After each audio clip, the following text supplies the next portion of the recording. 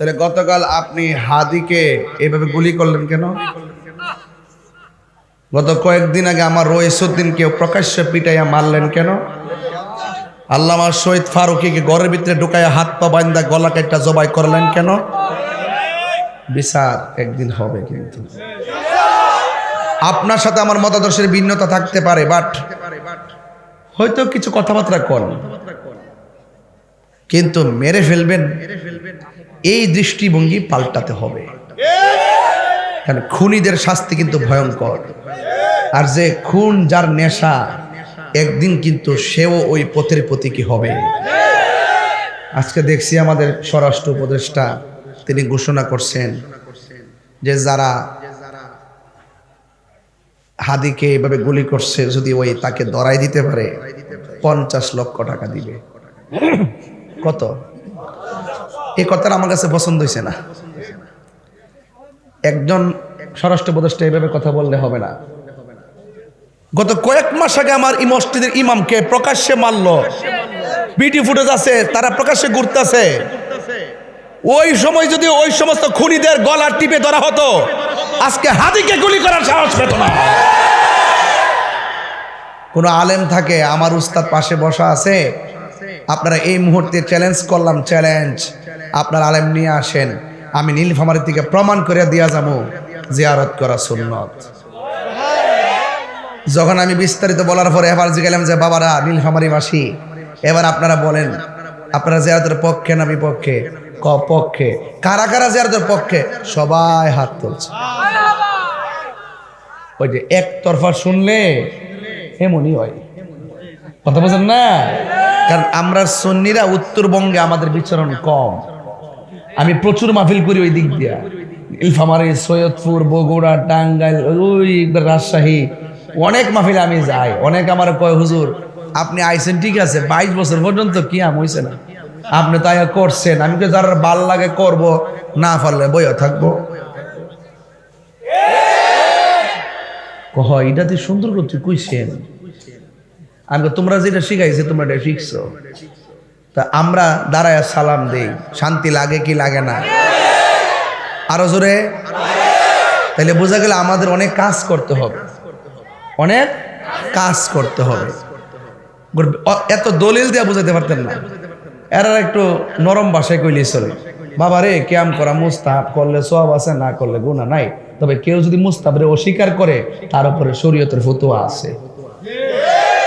এইভাবে যখন বুঝায়, মাশাআল্লাহ দেখে যে বুঝে, আলহামদুলিল্লাহ।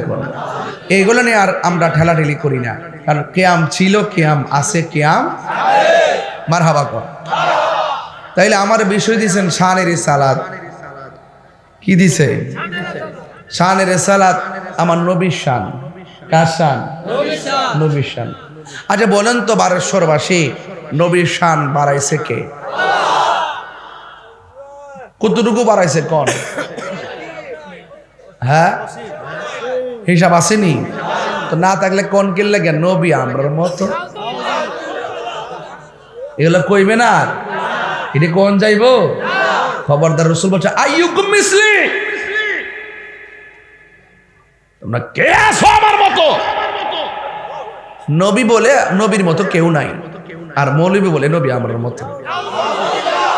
যে ব্যক্তি নবীর কথা মানে না, তার ঈমান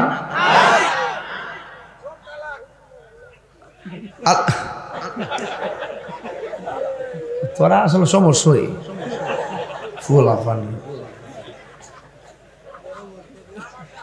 কেউ দরবারের মাহফিল তো একটু দেরি করে আওয়াতে মনে একটু ভালোই হয়েছে, লাগে দরবার লেগে ভালো হয়েছে নাকি? মাহফিল একটু লম্বা হইতেছে না? ফাগলা কিতা কহে এরে বাইন্দা রাখিস। সব পাগল পাগল না, কিছু পাগল এমনও আছে যারা আল্লাহ নবীর প্রেমে দেওয়া না।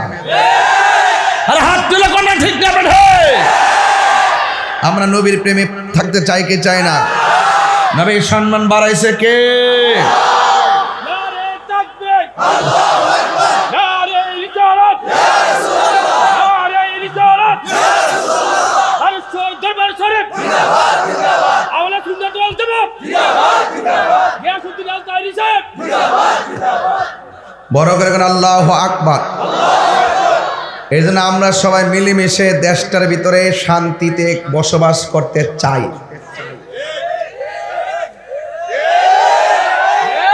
আপনার সাথে আমার মতাদর্শের ভিন্নতা থাকতে পারে, তাই বলি কি আমি আপনাকে মেরে ফেলার পথ বেছে নিব? তাহলে গতকাল আপনি হাদিকে এভাবে গুলি করলেন কেন? গত কয়েকদিন আগে আমার রইসুদ্দিনকে প্রকাশ্যে পিটাইয়া মারলেন কেন? আল্লামা শহীদ ফারুকীকে ঘরের ভিতরে ঢুকাইয়া হাত পা বান্ধা গলা কেটে জবাই করলেন কেন? বিচার একদিন হবে। কিন্তু আপনার সাথে আমার মতাদর্শের ভিন্নতা থাকতে পারে, বাট হয়তো কিছু কথাবার্তা কর, কিন্তু মেরে ফেলবেন এই দৃষ্টিভঙ্গি পাল্টাতে হবে। কারণ খুনিদের শাস্তি কিন্তু ভয়ঙ্কর, আর যে খুন যার নেশা একদিন কিন্তু সেও ওই পথের প্রতীকী হবে। আজকে দেখছি আমাদের স্বরাষ্ট্র উপদেষ্টা তিনি ঘোষণা করছেন যে যারা হাদিকে এভাবে গুলি করছে যদি ওই তাকে ধরাই দিতে পারে 50 লক্ষ টাকা দিবে। কত? এই কথাটা আমার কাছে পছন্দ হয়েছে না। একজন স্বরাষ্ট্র উপদেষ্টা এইভাবে কথা বললে হবে না। গত কয়েক মাস আগে আমার এই মসজিদের ইমামকে প্রকাশ্যে মারলো, ভিডিও ফুটেজ আছে, তারা প্রকাশ্যে ঘুরতেছে। ওই সময় যদি ওই সমস্ত খুনিদের গলা টিপে ধরা হতো, আজকে হাদিকে গুলি করার সাহস পেত না। আলু দিয়ে আর পেঁয়াজ দিয়ে বুঝদন যেত না। কথা কোন ঠিক না বেটি? তাহলে আমার ভাই বললো, আমার ভাইদের প্রাণের দাম নাই। আপনারা এই সমস্ত খুনিদেরকে আস্কারা দেন দিক কই? এক বিচারের জন্য পাগল হয়ে যান, আরেক বিচার ছেড়ে দেন। আজকে যদি রইসুদ্দিনের খুনিদেরকে প্রকাশ্য শাস্তির আওতায় আনা হতো, আজকে আমার এই হাদিকে গুলি দেওয়ার সাহস কেউ পেত না। আরেকটা আছে, কেউ কাউরে মারলে ঠাসকের টেক দিয়ে দেয়, এমুকে মারছে বেটা, তদন্তের আগে কসকিল লেগে। যখন বলে যে এমুক দলে মারছে, এমুক নেতা মারছে, তখন প্রকৃত খুনিরা আড়াল হয়ে যায়। কথা কোন ঠিক না বেঠি? এগুলো বন্ধ করতে হবে। এই জন্য আপনাদের সাথে আপনার সাথে আমার আকীদার বেমিল হতে পারে, কাউকে মেরে ফেলতে হবে এই চিন্তা মাথায় যেন এটা নবীর চরিত্র। রাসূলুল্লাহকে গাল মোবারকে থাপ্পড় দিছে, নাউজুবিল্লাহ।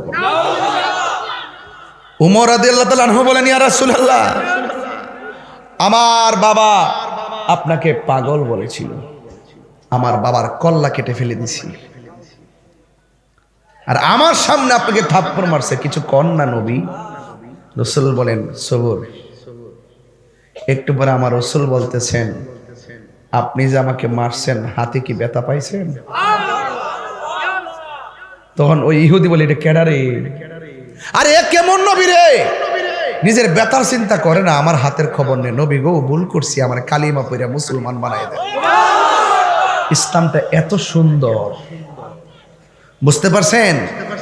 ইসলামটা এত সুন্দর। আল্লাহ